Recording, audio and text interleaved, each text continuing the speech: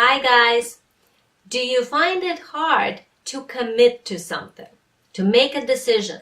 Like let's say you decided sort of that you're going to go for a particular experiment of, let's say, writing every day in order to find yourself, just to, give yourself 15 minutes to do it. Great. You were excited about it, you went for it, but then somewhere, on a second time or a third time, you start finding excuses why not to do it. Why, if I do this, but maybe it doesn't, I should do this, or this is more important. And, on the day 4 or 5, maybe it becomes more like, well, this is not doing anything for me, so maybe I shouldn't be doing this. And before long, not even a week passed, and you already fizzled out.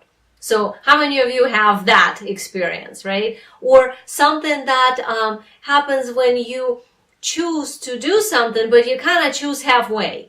Or it feels like somebody else is choosing for you. That's another one.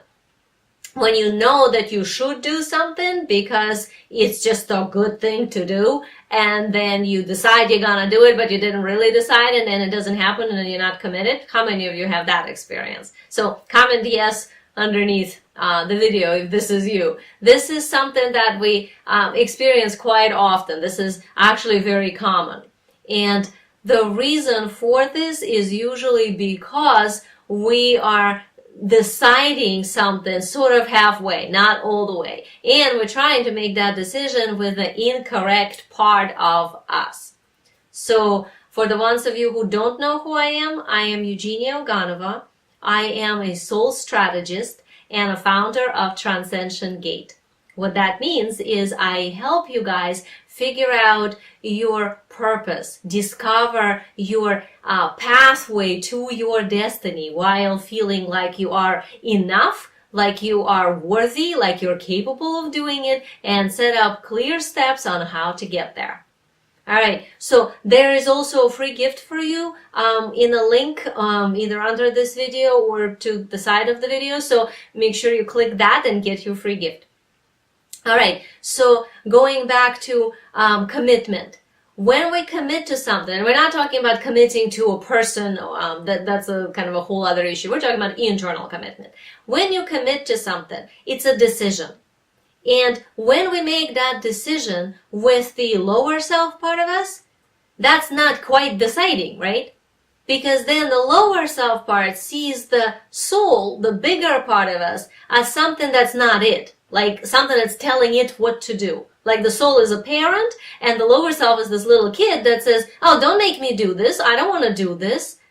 But the parent says, but it's good for you.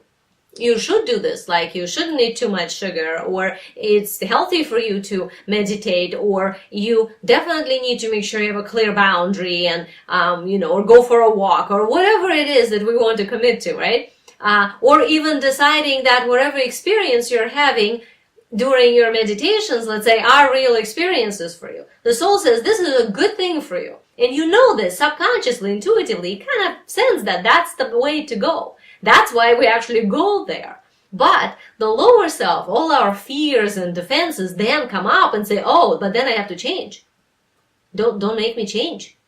If I do that thing that you're asking me, now I actually have to be different. I have to give up some of my power here. The fear has to give up the power to the soul. It doesn't want to do that. So then the fear sabotages us by saying, well, let's kind of decide, but kind of decide, not really decide. That's not commitment. That's essentially saying, sort of, I'm going to experiment with this for a day or two or one time, twice, and then I'm going to just go somewhere else because the lower self voice starts talking. You're not good enough. You can't make it happen, or that will never work, or why are you wasting your time because this is never going to do anything for you, or this is not the right choice, or if you pick this one, then you limit yourself, and all the other choices suddenly become unavailable. That, like, how many of you had that? Put yes in the comments if that's you. That's the one I probably hear the most about the commitment issue is that, but if I commit, then I have to pick one out of everything. So now I only have one, when before I had everything. Yeah, but before you had everything, and yet you couldn't do anything with it. You couldn't actually have any kind of an experience with everything. Because there is only one of you. which means you have to pick one something that you experience through. That's the commitment. It's like a path. So when you had all the paths before, that's the lower self strategy, right? We have all the paths, why pick one? If I pick one, then I'm stuck with just one and I lose all the other ones. Okay, think of it like you're standing in a plaza in a city.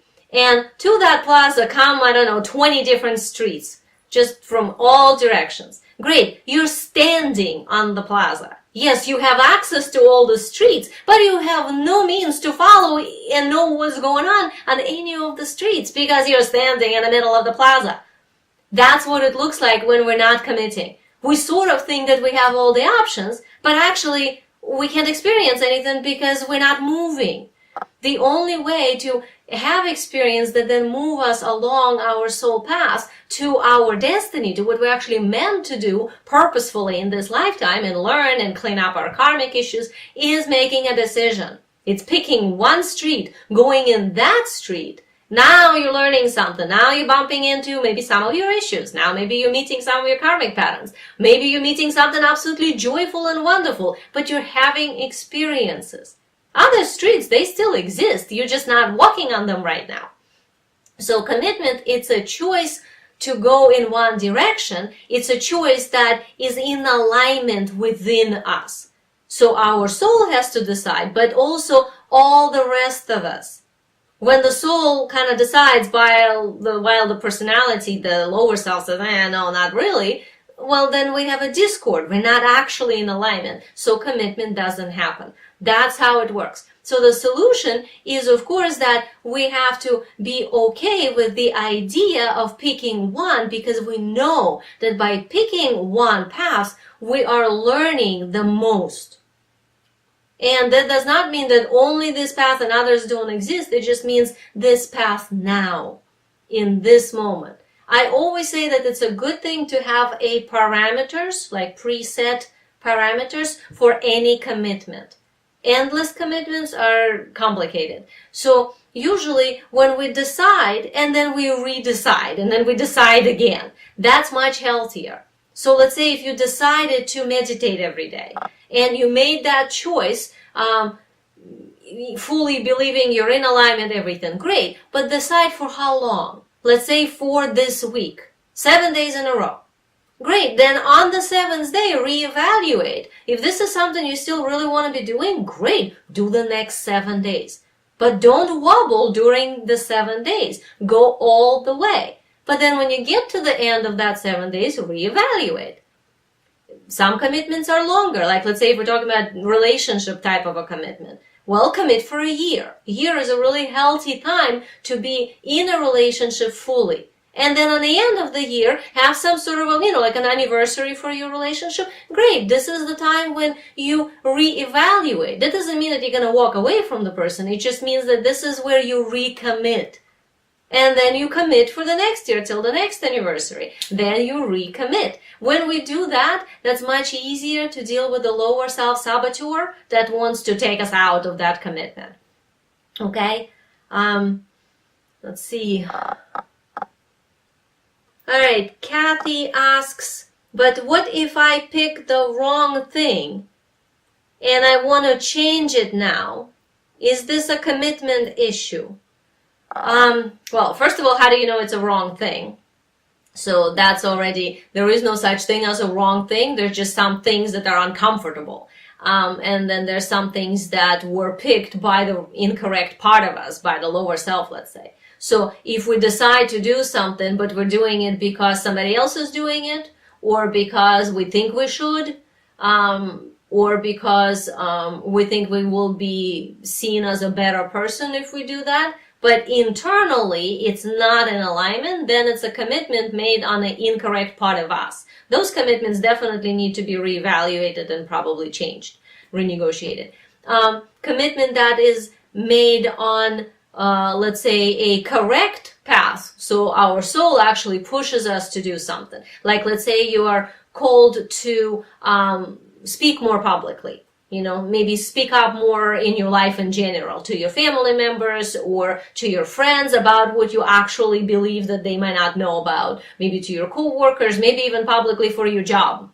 like to take that next step and be more visible. Okay, when you're called to do that, you feel internally that, yeah, that's kind of my next step here of evolution. Great, commit to that, get good at it. If somewhere in the middle of that you start to feel, oh, this is too scary, this is too uncomfortable, or I did it once and the reaction was not so good and now I feel embarrassed or bad, that's not the reason to break the commitment.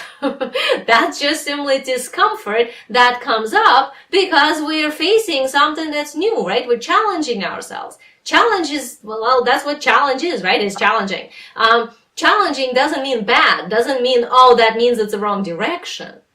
Pretty much anything in life that's worth actually doing is somewhat challenging because you have to go outside of the boundaries of what you already know. So that's actually normal. If there's some difficulty, just evaluate the difficulty. Is this difficulty because you're in resistance? Is this difficulty because you're being pushed outside of your comfort zone? If so, that's not a reason to reevaluate commitment. That's actually still a good thing. You just have to deal with whatever it is that the challenge is about, But if the decision was made not on your higher self, but out of fear, out of, I don't want to miss out, so that's why I'm going to do it, even though really, I don't know, I'm not that into it, those are all lower self decisions to begin with, which means, yes, those could be reevaluated. So I hope I answered that one. All right, what I would like you guys to do right now is comment below what is your latest commitment situation when you made a decision for something and then difficulty came up. That's what I want to know. Something that recently happened that you chose to go for, so there is a commitment, and then you hit the wall of some sort. Something became challenging. What did you do?